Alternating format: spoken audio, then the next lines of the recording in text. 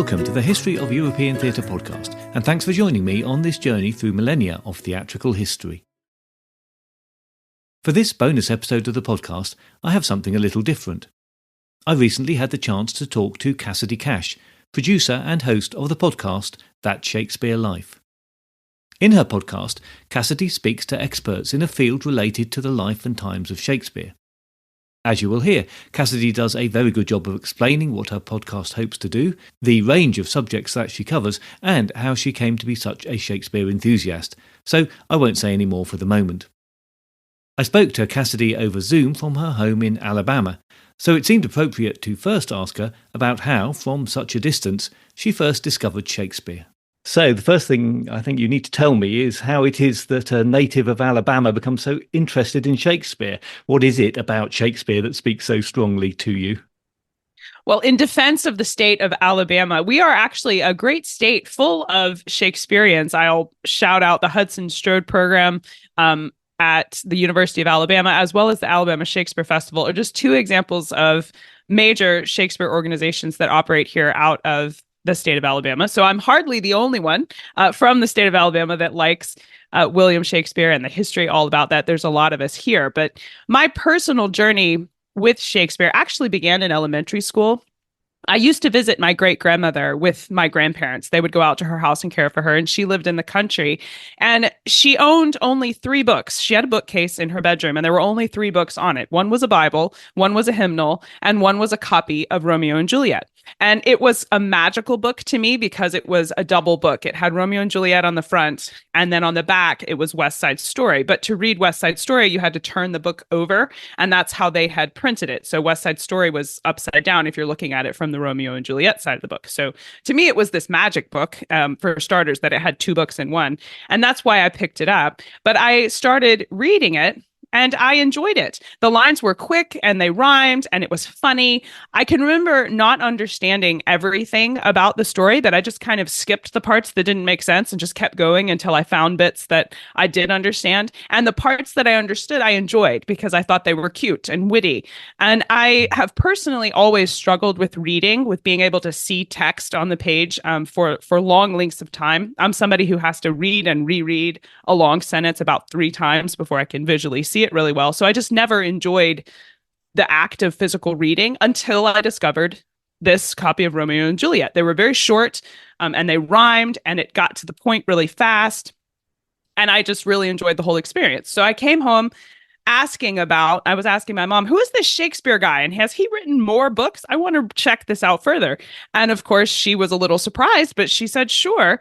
And she got me other books about Shakespeare, one of which was it wasn't a big book, but it was all about the history of William Shakespeare and who he was and where he had lived. It had pictures of artifacts and his birthplace and everything in it. And I was just enthralled. And I thought, I love this guy that has finally put together something that I can access and read and enjoy.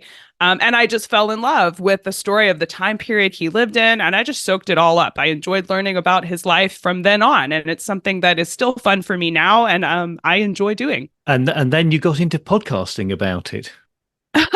Well, the podcasting was an accident.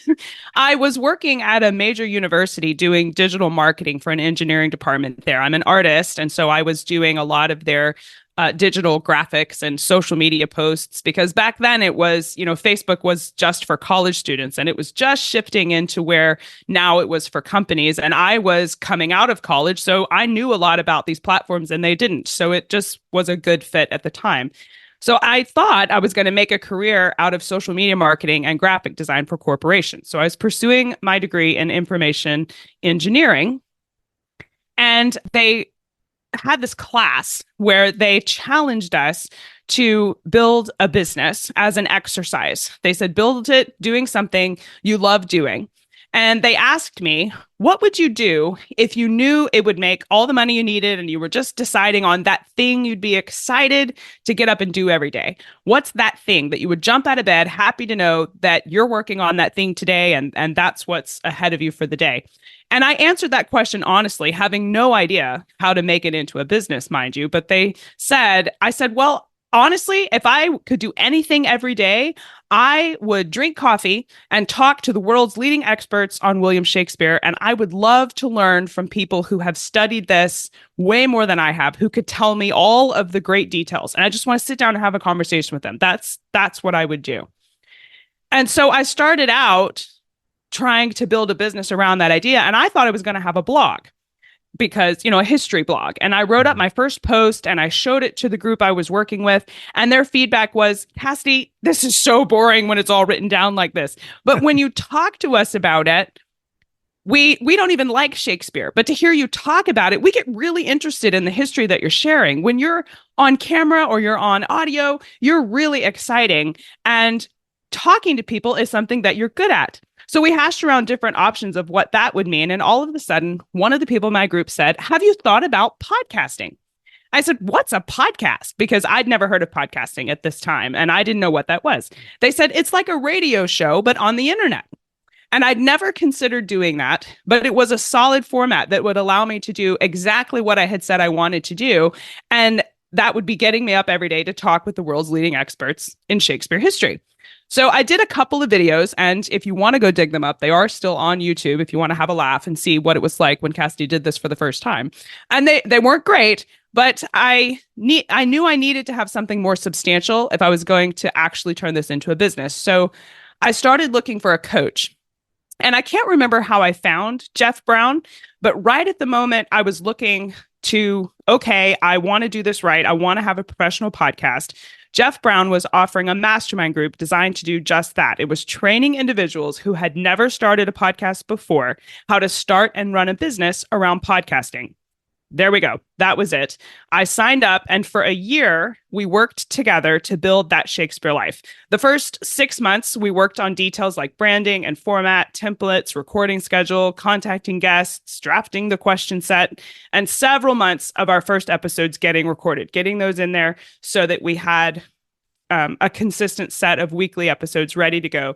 And then we officially launched the podcast on Shakespeare's birthday, April 23rd, 2018.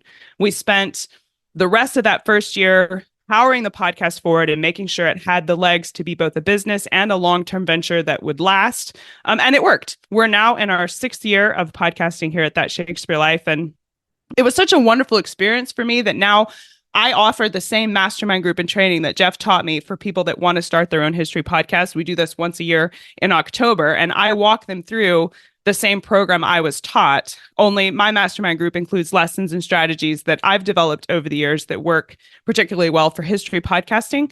But that's how I launched That Shakespeare Life to start with and how it became a podcast. Yes, although it's relatively easy to start a podcast and anybody could do it pretty much, it's really important to have people who know what they're doing, both technically and in the way to guide you and to channel your interest down to what you really want to talk about. Yeah, to know that you're headed in the right direction, to have that confidence of, okay, this is a huge place. The internet is a huge vat of information. Which of this do I pay attention to? And just to have that structure and guidance so that I could focus on building a good show and not have to worry about whether or not I was doing it right was hugely helpful. Great description, but what do we expect to hear on That Shakespeare Life? Oh, sure. That Shakespeare Life is built around the idea that William Shakespeare is not only a person, but that he was who he said he was. And I believe that in order to understand and enjoy Shakespeare's plays, you have to understand the life and times when he was living. Shakespeare's plays are very much focused on current event history that was literally happening right around the playhouse where these plays were being performed. There are references in the plays to highly contemporary moments. Macbeth, for example, was a response to the gunpowder plot that had happened right before Macbeth was written. In King Lear, there's a reference to an indoor bathroom, which was written right as John Harrington was getting notoriety for designing the first flush toilet in England. In Two Gentlemen of Verona, there's a pun about card games called Naughty, which was a popular game at the time, right when this play was written. And again, in The Tempest, the details about the shipwreck almost exactly parallels the story of Stephen Hopkins and the Sea Venture, which had wrecked on Bermuda the year before the play The Tempest was written. These are just a few examples, and really they're just brief ones, but there are tons of moments like this where a joke, a reference, a storyline even will go right on past you if you aren't aware of the history that inspired it. So that's the primary premise of our show. The second, probably most harped upon item that forms our ethos, I guess you could say, is that I firmly believe Shakespeare's plays are scripts and should be treated like works for dramatic art, not as literature. I really think it has actually been a huge disservice to Shakespeare as an artist that we've put his works, not counting the sonnets, of course, but his plays don't really belong to the literature department. And I say that as someone who holds an English degree that I am proud of. But I really think you have to go to the theater to see Shakespeare's works performed in order to really understand Shakespeare. If you're just reading the scripts, you're just missing it. The analogy I use is if we were reading the scripts for E.T. or reading the script for Indiana Jones instead of going and seeing them in the theater, you wouldn't call yourself an expert in Spielberg. Similarly, right. You can't be an expert in Shakespeare if you don't go see his plays performed. And there's really no excuse now either. You know, when I was in college, and I'm going to date myself here, but there was no YouTube. Oh my gosh, I can hear people gasping. But you had to go find a theater to see the play. And that was not only cumbersome with travel and then eating out, but you had to dress up and you had to hope there was a theater near you actually doing Shakespeare's plays. But now you can watch all of Shakespeare's plays literally from home, either from I think BritBox has them all, but you can also find all of them on YouTube as, you know, free streaming ones. There's really no reason to have read them instead of seeing them performed. And I like to think that you're really missing out on something substantial if you don't take the time to go and see it performed in the theater. So that's probably my second biggest soapbox that you will hear me say on the show several times. Well, you won't find me disagreeing with any of that. As a theater podcast, I would not expect to. So obviously 6 years, so you've got plenty of episodes out there now. If people haven't come across you before, can they listen in any order, or do they need to start right back at the beginning? There's no particular order. No, just dive right in. We stick very specifically to history on our show, which is unique for a Shakespeare podcast because many other Shakespeare podcasters will offer you textual criticism, which is where they look deeply into the characters or the plot lines or even the history of performance, which is the history of the people and places that have staged Shakespeare's work since his lifetime. But on our show at That Shakespeare Life, we operate off the premise that to bring Shakespeare's work to life, understanding the history is a must. So we start with the history that appears in his plays. So you'll hear me quote sections of Shakespeare's plays, and then we go in and we explain to you what that history is. For example, in one of our most recent episodes, we start with the fact that Shakespeare mentions the word spectacles at least 8 times across his work. So our episode sits down with an expert in the history of ophthalmology from the College of Optometrists in London, and we explore what glasses, spectacles, and vision correction looked like for turn of the 17th century. And we use that information to help us understand the references to glass, glasses, and spectacles that we find in Shakespeare's plays. Our show follows this format for all of our episodes, covering everything from meddlers to mermaids, pirates, pumpkins, sheep, and we even have an episode on toilet paper, and you can thank COVID for inspiring that. You can expect a microhistory approach to really dive in and look around at what it was like to be alive in turn of the 17th century England. Each episode is designed to be a detailed introduction to a topic and a launching off point for researching further. In every episode, we ask our guests who have often done years or sometimes even decades of research into what we're talking with them about. They recommend for you 3 specific places you can start when you want to explore further. I think that makes our episodes really useful, that when you find a topic you're excited about or that you were surprised about, and you're like, I didn't think to ask that question, you now have this reliable platform to stand on when you want to start the journey of looking more into it. We give you some sources that you can trust, and we wanted to make sure and provide that as a place to begin. We have great feedback from listeners and professors who are using our show in their classrooms, as well as scholars who are using the podcast to help them write their books or explore their next article. And these are just some of the elements that make our show not only entertaining, but hopefully they're also useful. If you're brand new to our website and you would like some recommended starting points, I have a few of my favorites that I can suggest that you might enjoy. The first is with Lucas Tucker. He's the owner at Scribble Workshop. In episode 164 of our show, we talk with him about iron gall ink and how that is made and how it was made in the 16th and 17th century. You can find that at CassidyCash.com/episode 164. We discuss Shakespeare's toilet paper and what Shakespeare would have used when he went to the restroom with our guest, Tiffany Stern, who did an entire research project on Shakespeare's toilet paper, inspired by the hoarding of the COVID pandemic in 2020. You can hear this history inside episode 178 of our show.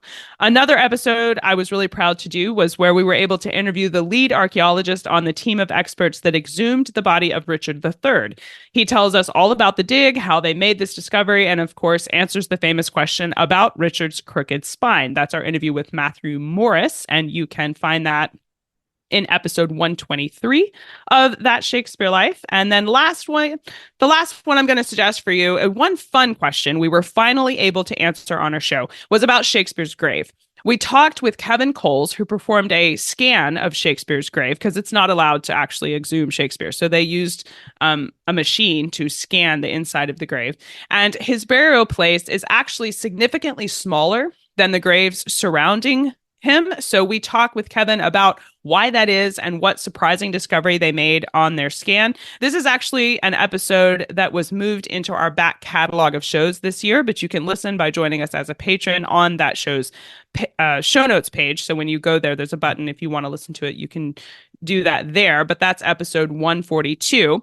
All of these episodes you can find by going to CassidyCash.com, and then whatever the episode number is, you just put a slash and then the number. So episode 142 is CassidyCash.com/EP142. Or of course, you can use the search bar to search any of the terms I've mentioned, and it'll pull the episode up for you from there.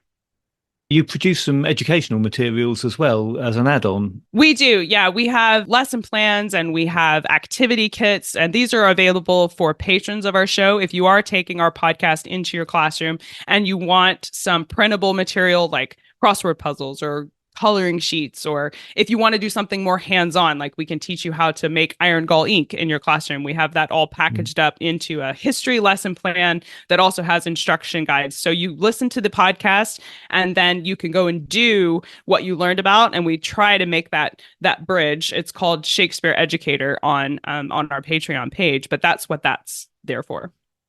So how do you find younger people's reaction to Shakespeare these days? Well, I think young people who have explored Shakespeare, they don't come to it with the kind of preconceptions that we give them. I feel like if they show up thinking anything about Shakespeare, it's an opinion someone said about it, not something they developed on their own. Most young people are open to exploring Shakespeare. They're like, oh, okay, let's see what this is about. And I think there is an expectation that the language is going to be old, but they're not wrong about that. So I think if we're just honest about the fact that, yeah, the language is old, but here, let's unpack that for you and show you what the story is. Most people resonate with the stories because they're timeless tales of real humanity. And they have the line that I quote for people is from the same as Peter Falk from The Princess Bride, when he talks about, well, what's the story about? And he answers his grandson saying, well, there's, sword fights, chases, escapes, true love, miracles, that's all in Shakespeare's plays as well. So when you get in there and you explore them, you're really excited about what you find. Yeah, some of them were old even before Shakespeare got his hands on them. So exactly, Aesop is still around. Why not Shakespeare? Yeah. And that's, obviously to bring it to children, particularly in a more exciting way. I remember my first exposure was listening to a recording of Romeo and Juliet in an English lesson once, and I think half the class fell asleep while they were listening to it. There are better ways to do it, and it sounds like you and others are picking up on that. Yeah, we try, because it's certainly a shame that it's really fun stuff. So we hope that we can bring that to life for people. And I also heard that you're involved with creating historical maps, as if all of this podcasting and everything else wasn't enough. Well, as I mentioned, I was an artist first. And so I love to paint and to just create things visually. A lot of things make more sense to me when they're in picture form.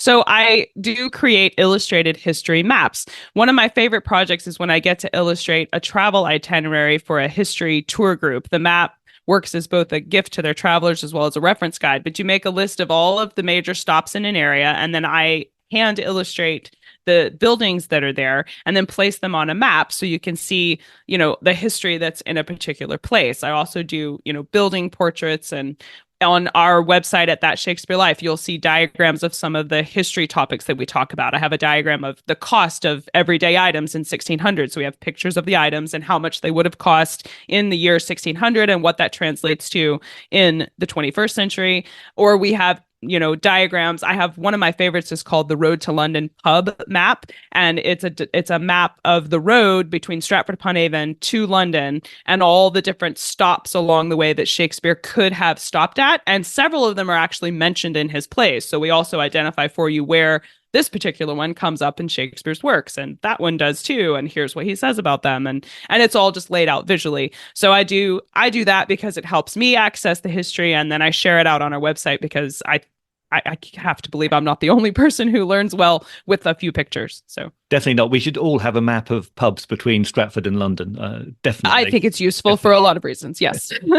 And you have been to Stratford-upon-Avon, haven't you? Did that enhance your experience of Shakespeare? I have had the opportunity to go there one time, and it was a glorious time. I went to Stratford-upon-Avon in 2018 because my short film, Romeo and Juliet in 3 Minutes, was nominated for Best Animated Short Film at the Shakespeare Film Festival at Shakespeare Birthplace Trust. They were hosting the film festival that year. It was definitely a once-in-a-lifetime trip for me. And while I hope to be able to return to England again, at that time, I didn't think I would ever be back. So I spent the time recording videos around Stratford-upon-Avon that I could use on my platform in an evergreen way, because I was still building my show. Like I said, we had only launched the podcast a few months before I took this trip. So that meant touring every Shakespeare-related site I could find. It was an amazing experience, and I definitely recommend touring the town and staying there in Stratford if at all possible. It was amazing to get to see Shakespeare's grave in person, to see his birthplace, his schoolroom, his wife's property, and so much more. The only caution is that everyone, from the desk clerk to the taxi driver, has a story about how they are personally connected to Shakespeare. So you do have to make sure you're paying attention to the reputable sources while you're there. But with Shakespeare Birthplace Trust and Shakespeare Institute dominating that town, it's not hard at all to find reliable information on the history of Shakespeare while you're there. My short film did win, by the way, and that was incredible. Amazing. Yeah, that was fun. And I've since made several animated versions of Shakespeare's plays, which we put out. But as far as what the trip meant to me, I came away from the trip really grateful to have had that opportunity and so convinced. It was a really transformational experience for Shakespeare scholars, I think, to go and see it in person and to look at what you're studying. Definitely recommend doing that. So I feel a bit mean asking you this question, but I'm going to do it anyway. Oh no! Okay, have you got a favourite play of Shakespeare's? A favorite one. Well, my favorite Shakespeare play for the longest time was Romeo and Juliet, and I think that play will always hold a special place in my heart, being my first introduction to Shakespeare. But it's a little cliche now because I think everyone says that. That's the one most people are familiar with. So if I had to list some of my favorites, one of my very favorites is Much Ado About Nothing because it's just so funny. But I also like Henry V, The Tempest, and Macbeth. Those will probably round out my list of top 5 Shakespeare plays. Big hitters, yes. Yeah, of course. We've explored them a lot in the history, so I think those are my top 5. With Measure for Measure getting an honorable mention. Let's put that one in. Okay. I suspect it's a list that will change quite frequently as well. Yeah. My thanks to Cassidy, who is clearly a very busy lady, for taking the time to talk to me. That Shakespeare Life has been a go-to podcast for me since I discovered it, and as Cassidy mentioned, one of the joys of it is that you can pick and choose your way through the episodes and listen about something that you're particularly interested in or that you think you might be. And it's also always fun to see what this week's subject will be as a new episode pops into my feed on Monday. I think it's true to say that in every episode I've listened to so far, I've learnt something new about the life and times of Shakespeare, and that certainly helps to bring the plays to life. You can find That Shakespeare Life on any podcast app, and there's also the That Shakespeare Life channel on YouTube. You can also get the podcasts and more information related to each of the current episodes on the website at CassidyCash.com. I've put links in the show notes and on the guest page of the podcast website at www.thehistoryofeuropeantheatre.com. And next time, it's back to the Shakespeare and Johnson timeline with an episode all about Shakespeare's ancestry and particularly about his father, John, and his life in Stratford.